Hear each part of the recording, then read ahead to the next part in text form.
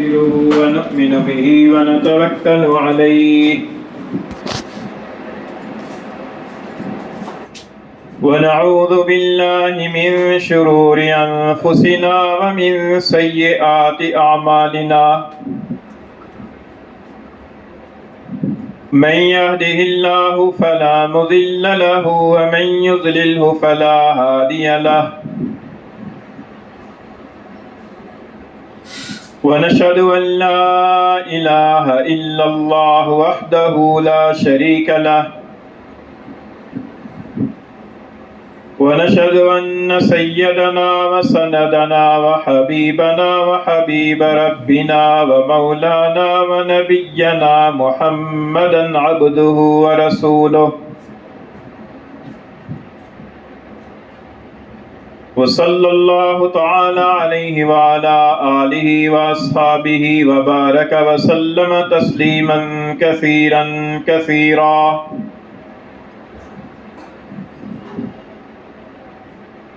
أما بعد فأعوذ بالله من الشيطان الرجيم بسم الله الرحمن الرحيم المال والبنون زينة الحياة الدنيا والباقيات الصالحات خير عند ربك ثوابا وخير أملا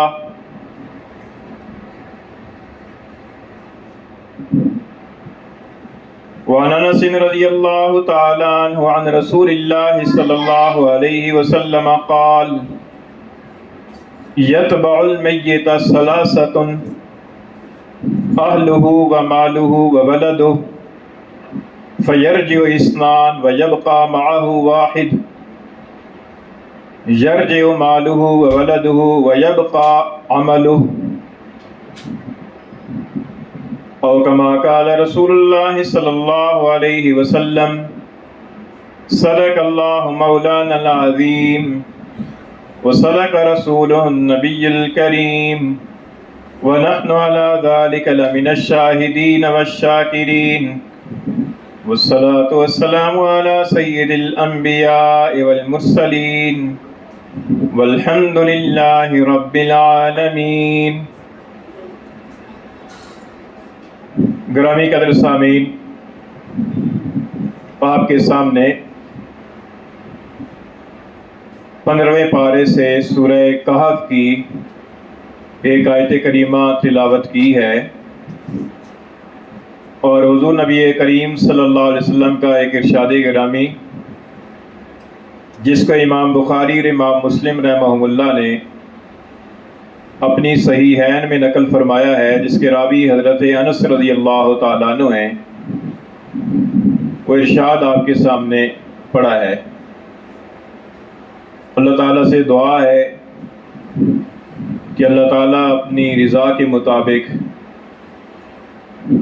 اپنا پیغام اور اپنے رسول کا پیغام صحیح طریقے سے آپ کے سامنے پیش کرنے کی توفیق عطا فرمائے. اس آیت کریمہ میں اللہ تعالیٰ نے 3 چیزوں کا تذکرہ فرمایا ہے. ایک مال، دوسرے بیٹے اور تیسرے اعمال. اللہ تعالیٰ نے فرمایا کہ المال والبنون زینت الحیات الدنیا، کہ مال اور بیٹے یہ دنیا کی زندگی کی رونق ہیں، دنیا کی زندگی کی بہار ہیں. والباقیات الصالحات، اور باقی رہنے والے نیک اعمال خیر عند ربک ثوابا وخیر عملا، وہ آپ کے رب کے نزدیک ثواب اور بدلے کے اعتبار سے بھی بہتر ہیں اور امید اور توقع کے اعتبار سے بھی بہتر ہیں. گویا کہ اللہ تعالیٰ نے مال اور اولاد کو ایک طرف رکھا، مال اور بیٹوں کو، اور اعمال صالحہ کو دوسری طرف رکھا، اور فرمایا کہ جن لوگوں کا اپنے مال کی پر بھروسہ ہوتا ہے کہ جس طریقے سے دنیا کے اندر ہمارے پاس مال کھلا ہے اور اس مال کی وجہ سے ہمارے بہت سارے کام نکل آتے ہیں۔ اسی طریقے سے قیامت کے دن بھی یہی مال ہمارے کام آ جائے گا، اور اسی مال کے نتیجے کے اندر ہم عذاب سے بچ جائیں گے۔ اور بعض لوگوں کی سوچ یہ ہے کہ دنیا کے اندر جس طرح اللہ تعالیٰ نے ہمیں بیٹے عطا فرمائے ہیں، کڑیل جوان ہیں، کماؤ پوت ہیں، جس طریقے سے یہ ہمارا سہارا بنیں گے اور بنتے ہیں دنیا میں، قیامت کے دن بھی یہ ہمارے کام آئیں گے اور ہمیں اللہ کے عذاب سے بچا لیں گے۔ یہ سوچ ہے ایک، اور یہ اصل میں تو یہ سوچ کافروں کی ہے، لیکن بعض مسلمانوں کی بھی یہ سوچ بن جاتی ہے۔ کہنے کو تو ہم زبان سے یہی کہتے ہیں کہ اصل چیز مال نہیں ہے، اصل چیز دنیا نہیں ہے، اصل چیز تو آخرت ہے، اصل چیز تو اعمال ہے، اصل چیز تو نماز روزہ ہے۔ کہنے کو تو زبان سے ہم کہتے ہیں، لیکن طرز عمل کے اعتبار سے ہمارا طرز عمل یہ بتاتا ہے کہ اہمیت اصل میں مال و دولت ہی کی ہے، اہمیت اصل میں دنیا ہی کی ہے۔ اور جو ایک روب ہے یا ایک دبدبہ ہے اور ایک رونق ہے، وہ بس مال اور دنیا کے ان ساز و سامان ہی کی وجہ سے ہے۔ طرز عمل ہمارا یہ ہے، اور کافروں کی سوچ بھی یہی ہوتی ہے۔ اللہ تعالیٰ نے سورہ سبا کے اندر 22ویں پارے میں ارشاد فرمایا ہے کہ وَقَالُوا نَحْنُ أَكْثَرُ أَمْوَالًا وَأَوْلَادًا وَمَا نَحْنُ بِمُعَذَّبِينَ۔ کافروں کی سوچ یہ ہے،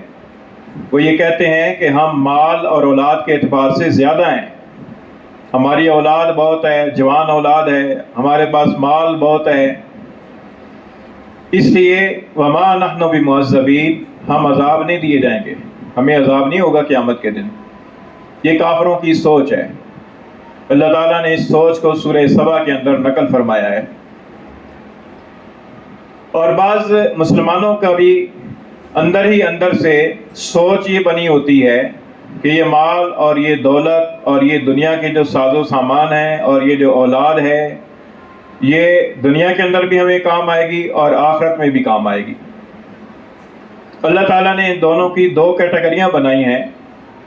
دو چیزوں کو ایک طرف رکھا ہے اور ایک چیز کو ایک طرف رکھا ہے۔ اللہ نے فرمایا کہ المال والبنون زینت الحیات الدنیا، مال اور بیٹے یہ دنیا کی زندگی کی رونق اور بہار ہیں، لیکن والباقیات الصالحات خیر عند ربک ثوابا وخیر عملا، باقی رہنے والی جو نیکیاں ہیں، باقی رہنے والے جو اعمال ہیں، نیک اعمال، فرمایا کہ وہ بہترین ہیں تمہارے رب کے ہاں بدلے کے اعتبار سے بھی اور توقع کے اعتبار سے بھی۔ یعنی اللہ تعالیٰ یہ بتا رہے ہیں کہ تم آخرت کی نجات کی توقع اور بھروسہ اپنی اولاد اور اپنے مال کی پر نہ رکھو، بلکہ آخرت کی نجات کا جو بھروسہ ہے وہ اعمال ہیں۔ یہ اللہ تعالیٰ اعمال کو دیکھتا ہے۔ ایک حدیث شریف کے اندر بھی ارشاد ہے، فرمایا کہ ان اللہ لا ينظر الى قلوبکم واعمالکم واموالکم، ان اللہ لا ينظر الى صورکم واموالکم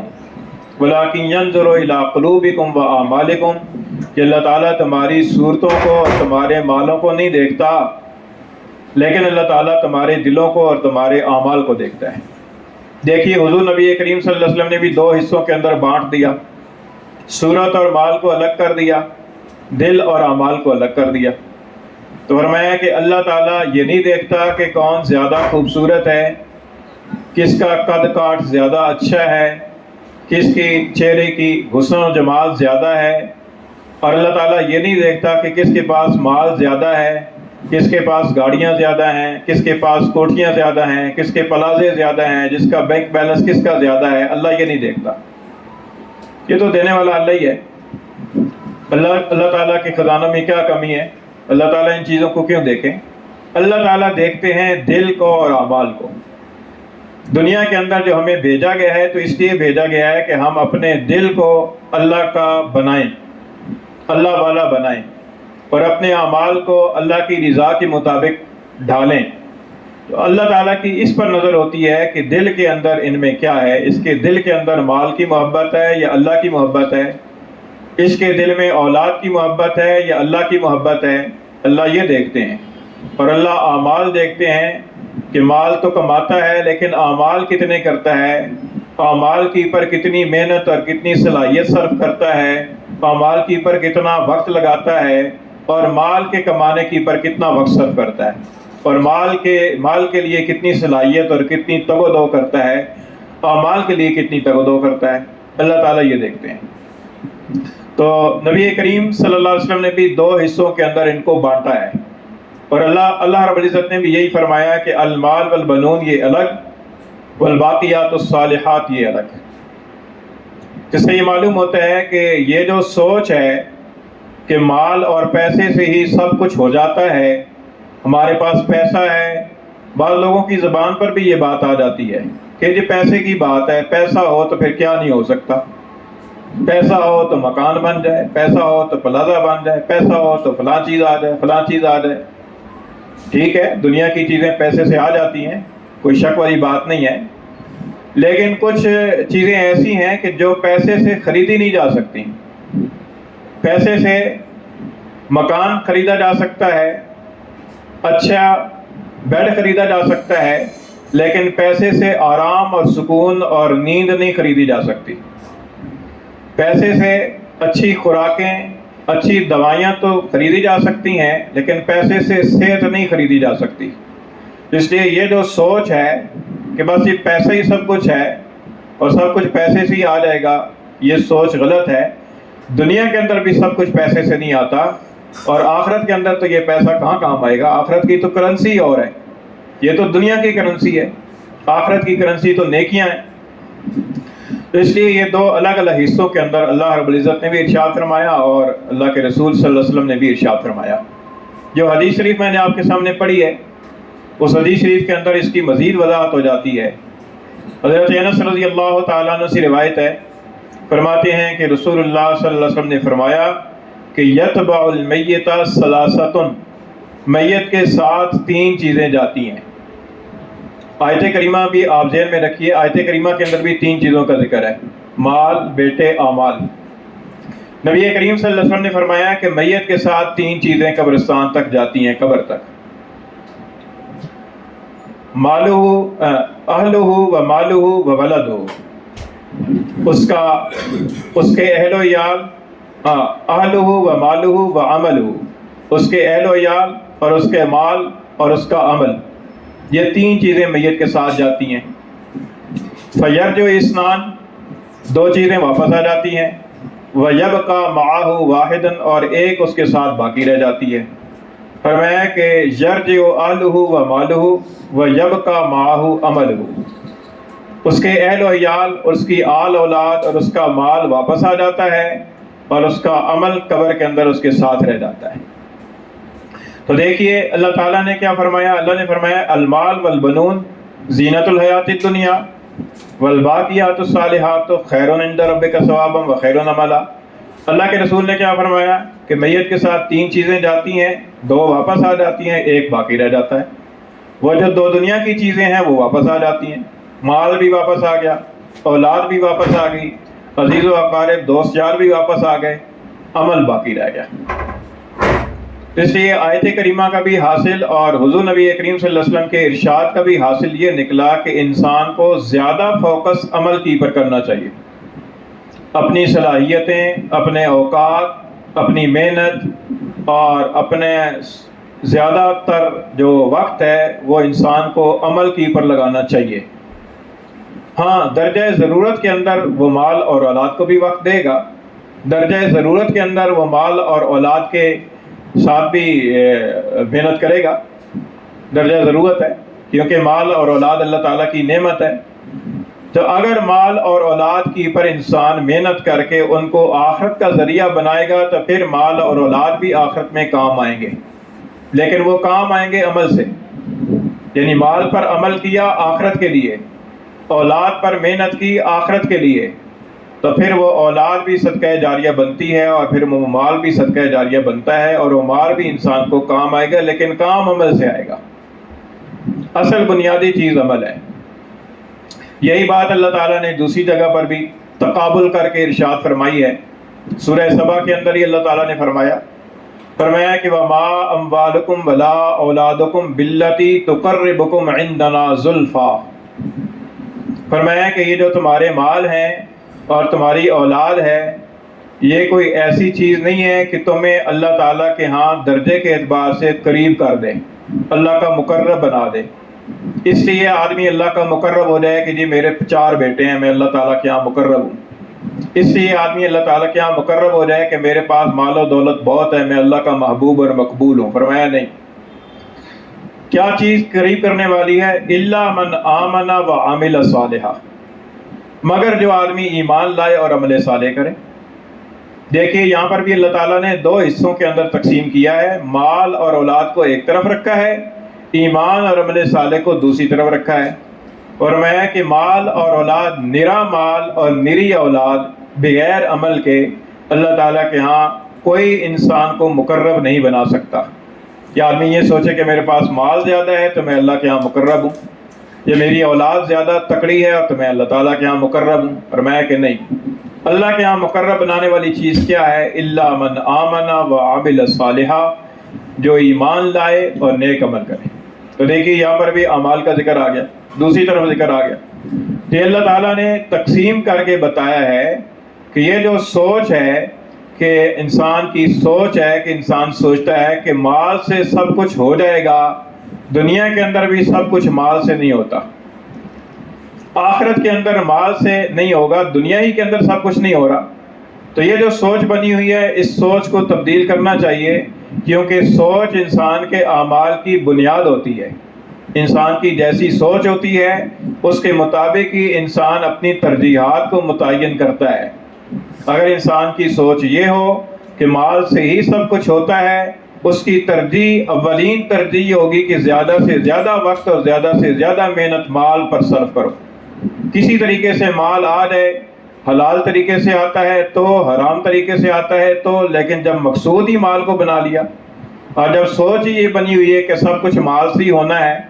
تو پھر آدمی مال کے کمانے کو اور مال کے اندر مشغولی کو وہ ترجیح پر، پرائرٹی نمبر 1 پر رکھتا ہے، اس کی پر رکھتا ہے، کس کی پر فوکس کرتا ہے کہ میں نے زیادہ سے زیادہ پیسہ کمانا ہے۔ اب وہ قانونی اعتبار سے جرم کر کے حاصل کروں تب، شرعی اعتبار سے ناجائز طریقے سے حاصل کروں تب، جائز طریقے سے 1 نمبر کام کر کے حاصل کروں تب، لیکن مقصود اس نے یہ بنایا ہوا ہے۔ تو یہ سوچ ہے، اس لیے مقصود جو ہے نا وہ عمل مال نہیں ہے، مقصود جو ہے نا وہ دنیا کی جاہ و حشم نہیں ہے، بلکہ مقصود اصلی جو ہے وہ اللہ تعالیٰ کی رضا ہے۔ ہاں، اگر مال اور اولاد کو اللہ تعالیٰ کی رضا حاصل کرنے کے لیے ان کی پر محنت کی جائے، اولاد کی تربیت کی جائے اور مال کو اس لیے کمایا جائے اور اس لیے خرچ کیا جائے کہ اللہ کی رضا حاصل ہو جائے، تو پھر یہ مال اور اولاد بھی آخرت کے لیے ذخیرہ بن جاتے ہیں۔ لیکن اس کے لیے عمل کی ضرورت ہے، اولاد کی پر بھی عمل کی ضرورت ہے، مال کی پر بھی اس رخ کی پر عمل کرنے کی ضرورت ہے کہ آخرت کو سامنے رکھتے ہوئے مال کی پر کوشش کی جائے اور محنت کی جائے، جس کے نتیجے کے اندر مال آخرت کا ذخیرہ بنے۔ چنانچہ ایک حدیث میں اس بات کی وضاحت ہے۔ حضرت ابو ہریرہ رضی اللہ تعالیٰ عنہ سے روایت ہے، مسلم شریف کی حدیث ہے، حضور نبی کریم صلی اللہ علیہ وسلم نے فرمایا کہ اذا مات الانسان انقطع عملہ، جب انسان مر جاتا ہے تو اس کا عمل ختم ہو جاتا ہے، کیونکہ انسان کے لیے پاس عمل کا اختیار اسی وقت تک ہے جب تک اس کے سانس میں سانس باقی ہے۔ جب اس کا سانس آخری نکل جاتا ہے، وہ دارالعمل سے نکل کر دارالجزا میں چلا جاتا ہے، اس کے بعد عمل کا کوئی اس کے پاس موقع نہیں ہے۔ عمل کا جو موقع ہے وہ یہی اسی دنیا کا، جو اللہ تعالیٰ نے جو ہمیں عمر دی ہے، 60 سال ہے، 70 سال ہے، جتنی بھی اللہ تعالیٰ نے جس کو عمر دی ہے، اتنا جو وقت ہے وہ ہمارے پاس عمل کا موقع ہے۔ ایسے ہی سمجھ لیں کہ جیسے کوئی آدمی امتحان دے رہا ہے، طالب علم، تو جب تک وہ دارالامتحان کے اندر بیٹھا ہوا ہے تو وہ اپنے پرچے کے اندر کچھ بھی لکھ سکتا ہے، لیکن جب وہ دارالامتحان سے نکال دیا یا خود نکل گیا، چاہے آدھے ٹائم کے بعد ہی نکل گیا ہو، پھر وہ دوبارہ کہے کہ میں دوبارہ لکھنا چاہتا ہوں، مجھے دوبارہ اندر کیا جائے، وہ ناممکن ہو جاتا ہے۔ اسی طریقے سے انسان جب تک دنیا میں ہے اس وقت تک وہ عمل کر سکتا ہے، عمل بڑا عمل بھی کر سکتا ہے، چھوٹا عمل بھی کر سکتا ہے، لیکن جب وہ دنیا سے چلا گیا ایک دفعہ، اب وہ دارالعمل سے نکل گیا، اب عمل کا موقع اس کے پاس نہیں ہے۔ تو فرمایا کہ جب انسان مر جاتا ہے تو اس کا عمل ختم ہو جاتا ہے، اب وہ عمل نہیں کر سکتا، الا من ثلاث، سوائے تین کے، یعنی تین اعمال ایسے ہیں کہ جو اعمال اس کے مرنے کے بعد بھی اس کے نامہ اعمال میں اضافہ ثواب کا ذریعہ بنتے ہیں۔ وہ کیا اعمال ہیں؟ فرمایا کہ الا من صدقۃ جاریہ، سوائے صدقہ جاریہ کے، کہ آدمی نے ایسا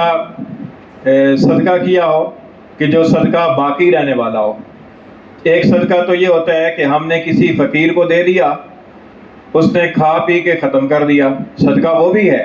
ثواب اس کا بھی ہے، اور اس کا ثواب بھی آخرت میں باقی ہے، لیکن وہ ثواب بڑھتا نہیں ہے۔ ایک ثواب ہے کہ عمل کیا، عمل کے بعد وہ ثواب جاری ہے، مل رہا ہے۔ جیسے کوئی آدمی ریٹائر ہو جاتا ہے،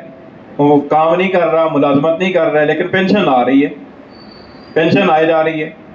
تو اسی طریقے سے ایک آدمی دنیا کے اندر عمل کر کے گیا ہے، اب وہ تو چلا گیا دنیا سے، لیکن اس نے جو عمل کیا تھا اس کا ثواب اسے بعد میں بھی پیچھے مل رہا ہے۔ مثال کے طور پر کسی نے مسجد بنوا دی، مثال کے طور پر کسی نے کوئی قرآن مجید کا نسخہ کسی جگہ وقف کر دیا، مثال کے طور پر اس نے کسی جگہ پر کوئی مسافر خانہ بنوا دیا، کسی جگہ پر پانی کی ضرورت تھی، اس نے پانی کا کوئی انتظام کر دیا، کسی جگہ پر کوئی اس نے رفائی ادارہ قائم کر دیا جس سے عام لوگ فائدہ اٹھا رہے ہیں۔ تو اگر اس نے یہ خلوص نیت کے ساتھ یہ کام کیا ہے تو یہ ایک ایسا عمل ہے کہ جس کا ثواب اسے بعد میں بھی ملتا رہے گا۔ دوسرا عمل ہے اور علم ينتفع به، ایسا علم کہ جس سے فائدہ اٹھایا جاتا رہے۔ اللہ تعالیٰ نے کسی کو علم سے نوازا ہے، اللہ تعالیٰ نے علم عطا فرمایا، اس نے اس علم کو آگے پھیلایا،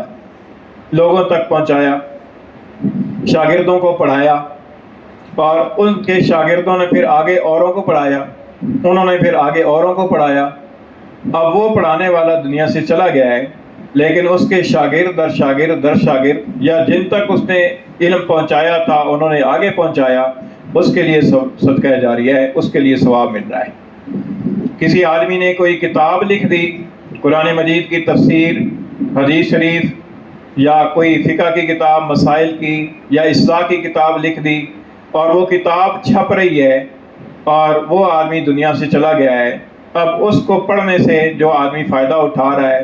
اس کے نامہ اعمال میں ثواب جا رہا ہے۔ اور علم ينتفع بھی، ایسا علم کہ جس سے فائدہ اٹھایا جاتا رہے۔ ایک علم وہ ہوتا ہے کہ مجھے کسی چیز کا علم ہے اور وہ میں اپنے پاس ہی رکھوں، کسی کو دوں ہی نہ، اور اسی طریقے سے مر کے قبر میں چلا جاؤں، تو وہ تو علم ساتھ ہی چلا گیا۔ اور ایک علم یہ ہے کہ اس علم کو آگے پھیلایا جائے، لوگوں تک پہنچایا جائے، طالبین تک پہنچایا جائے، اور وہ علم جو ایک امانت تھی وہ امانت دوسروں تک پہنچ گئی، آگے دوسرے اس کو پھیلائیں گے۔ دوسری چیز۔ تیسری چیز ہے اور ولد صالح یدعو لہ، یا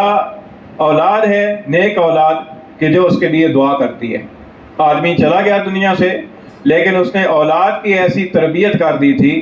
اولاد کو نمازی بنا دیا تھا، اولاد کو قرآن پڑھنے والا بنا دیا تھا، اولاد کو اس نے دین کی پر چلنے والا بنا دیا تھا۔ اب وہ تو دنیا سے چلا گیا، لیکن اس کی تربیت کے نتیجے میں، اس کے تعلیم کے نتیجے میں، اس کی اولاد کی سوچ اچھی ہے، اس کی اولاد عمل کرنے والی ہے، اس کی اولاد دعائیں مانگنے والی ہے، وہ اپنے والد یا والدہ کے لیے دعا کرتی ہے، اس کا ثواب اس کو پہنچتا رہے گا۔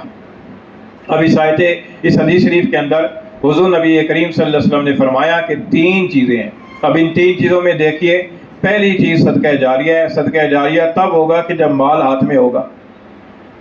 تو مال سے صدقہ جاریہ، ایک آدمی مال کماتا ہے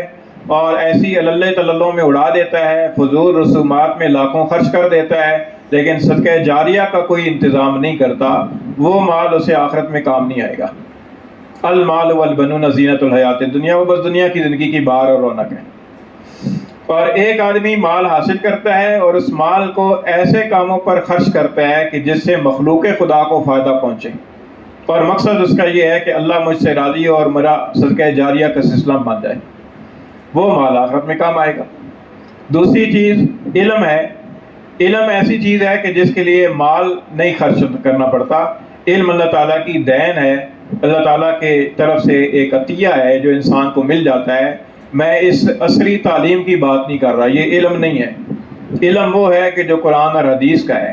کیونکہ اصل علم وہ ہے۔ باقی یہ تو ایک تعلیم کہہ لیں، ایک ہنر کہہ لیں، ایک عصری معلومات کا ایک ذریعہ کہہ لیں، یہ وہ علم نہیں ہے۔ تیسری چیز جو اللہ کے رسول نے فرمایا ہے وہ اولاد سے متعلق، یہ اولاد کی پر آدمی محنت کرے، اولاد کی تربیت کرے، اولاد کی تعلیم دے، اس کو اخلاق سکھائے، اس کو تہذیب سکھائے اور اس کو دینداری سکھائے، اس کی سوچ اور اس کے عقائد و نظریات دین والے ہوں، اس کے اعمال دین والے ہوں، وہ نماز روزے کا پابند ہو، وہ سچ بولنے والا ہو، وہ دھوکہ دینے والا نہ ہو، اور وہ اچھائی کے ساتھ زندگی گزارنے والا ہو، چاہے بیٹا ہو یا بیٹی ہو، اس کی آدمی اچھی تربیت کر دے تو فرمایا کہ یہ اولاد بھی کام میں آئے گی، لیکن تب آئے گی کہ جب اولاد کی پر محنت کرے، اولاد کی پر اس نے عمل کیا۔ اسی طریقے سے مال کی پر اس نے محنت کی اور مال کو ایک طریقے سے اس کو خرچ کیا تو وہ مال آخرت میں کام آئے گا۔ باقی اگر کوئی آدمی اولاد پیدا کر دیتا ہے، اولاد بڑی ہو جاتی ہے، اسے نہ دین کا پتہ ہے، نہ نماز کا پتہ ہے، نہ روزے کا پتہ ہے، نہ اس کے عقائد و نظریات اسلام والے ہیں، نہ اس کی سوچ اسلام والی ہے، بس وہ ایسی جوان ہو گئی اور دنیا کی تعلیم اسے دے دی، اسے انجینئر بنا دیا، ڈاکٹر بنا دیا، لیکن دیندار نہیں بنایا، تو وہ انسان کے لیے بسا اوقات وبال بن جاتی ہے۔ اللہ تعالیٰ کا ارشاد ہے انما اموالکم و اولادکم فتنہ، تمہارے مال اور تمہاری اولاد فتنہ ہے۔ فتنہ کہتے ہیں، آزمائش کو بھی کہتے ہیں، اور گمراہی کا ذریعہ بھی ہوتا ہے کہ جب اولاد اور مال سے انسان اتنی زیادہ محبت کرے کہ اللہ کے احکام ہی سے خود غافل ہو جائے اور اولاد کو بھی غافل رکھے، تو یہ اولاد پھر انسان کے لیے فتنہ بن جاتی ہے، انسان کے لیے آزمائش کا ذریعہ بن جاتی ہے۔ تو اس لیے جب انسان اپنی اولاد کی صحیح تربیت کرتا ہے اور اولاد کو دین کی پر ڈالتا ہے تو پھر وہ انسان کے آخرت میں کام آئے گی۔ اور اگر انسان اپنے مال کو بھی صحیح جگہ پر خرچ کرتا ہے تو پھر وہ مال بھی اس کے آخرت میں کام آئے گا، لیکن دونوں چیزوں کے پیچھے جو ہے نا وہ عمل صالح ہے، کیونکہ مال کو صحیح جگہ پر خرچ کرنا یہ بھی عمل صالح ہے، اور اولاد کو جو ہے نا وہ اس کی صحیح تربیت کرنا اور اس کو صحیح رخ کی پر ڈالنا، دینداری کی رخ کی پر ڈالنا، یہ بھی ایک عمل صالح ہے۔ اس کے نتیجے کے اندر پھر انسان کو مال اور اولاد بھی آخرت میں کام آئیں گی، جیسا کہ حدیث شریف کے اندر آیا ہے۔ لیکن اگر کوئی آدمی یہ نہیں نہ کام کرتا اور ویسے ہی اولاد جوان ہو جاتی ہے، تو ویسے تو جانوروں کے بھی بچے ہو جاتے ہیں، وہ بھی بڑے ہو جاتے ہیں، کافروں کی بھی اولاد ہو رہی ہے، کافروں کی اولاد بھی بڑی ہو رہی ہے، وہ بھی بڑے ہو جاتے ہیں، کسی نہ کسی کام پہ لگ جاتے ہیں، کچھ نہ کچھ کمانا شروع کر دیتے ہیں، کچھ نہ کچھ کرنا شروع کر دیتے ہیں، لیکن پیچھے عمل نہیں ہے نا، عمل صالح نہیں ہے۔ تو اس لیے اللہ تعالیٰ نے فرمایا کہ المال والبنون زینت الحیات الدنیا، یہ تو دنیا کی زندگی کے بہار ہیں، والباقیات الصالحات خیر عند ربک ثوابا وخیر عملا، باقی رہنے والی جو نیکیاں ہیں وہ اللہ کے ہاں زیادہ بہتر ہیں، ثواب کے اعتبار سے بھی اور توقع کے اعتبار سے بھی زیادہ بہتر۔ ایک اور جگہ اللہ تعالیٰ نے ارشاد فرمایا کہ یوم لا ینفع مال ولا بنون، یہ قیامت کا دن وہ ہوگا کہ جس دن مال اور بیٹے کام نہیں آئیں گے۔ یوم لا ینفع مال ولا بنون، کہ جس دن مال بھی کام نہیں آئے گا، بیٹے بھی کام نہیں آئیں گے۔ کیا چیز کام آئے گی؟ الا من اتی اللہ بقلب سلیم، کہ جو اللہ تعالیٰ کے حضور میں قلب سلیم لے کر حاضر ہوگا، جو روحانی بیماریوں سے اپنے دل کو بچا کر پاکیزہ اور صاف ستھرا اور صحت مند دل اللہ تعالیٰ کے حضور میں پیش کرے گا، کہ جس میں کھوٹ نہیں ہوگا، بغض نہیں ہوگا، حسد نہیں ہوگا، دنیا کی محبت نہیں ہوگی، مال کی محبت نہیں ہوگی، کینہ نہیں ہوگا، نفرت نہیں ہوگی۔ ایسا دل قلب سلیم اللہ کے حضور میں لے کر آئے گا، وہ انسان کے کام آئے گا۔ تو اس لیے اپنی سوچ کو درست کرنا چاہیے اور اپنے اعمال کو درست کرنا چاہیے، اور زیادہ توجہ اعمال کی پر رکھنی چاہیے، کیونکہ قبر کے اندر ساتھ رہنے والی چیز اعمال ہے۔ اللہ تعالیٰ عمل کی توفیق عطا فرمائے۔